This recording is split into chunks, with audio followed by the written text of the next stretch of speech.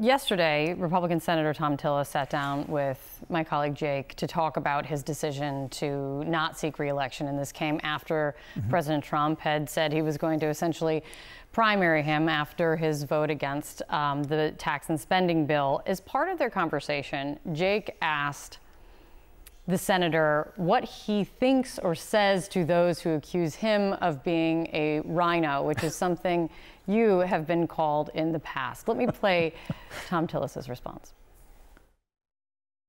And the thing that most of these so-called true conservatives have in common, whether they're elected or party leaders, they've never legislated. So they can spare me the amateurish view of how this world works because they don't have a body of work to point to. I do.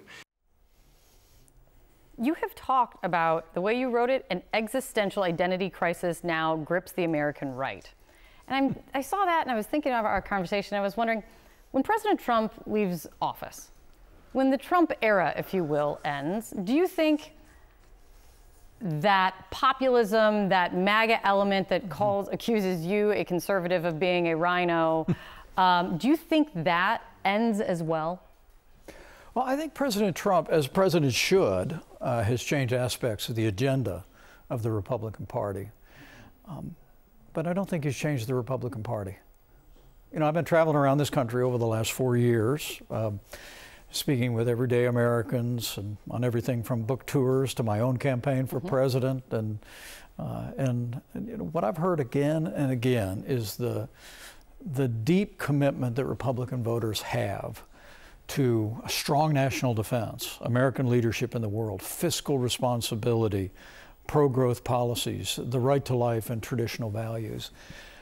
There is a populist move within the party that says we should marginalize the right to life, that we should embrace big government programs, that we should pull back from our commitments in the world. But I think that's a minority voice. And you know, as I said in the last segment, seeing the president reaffirm that commitment to American leadership on the world stage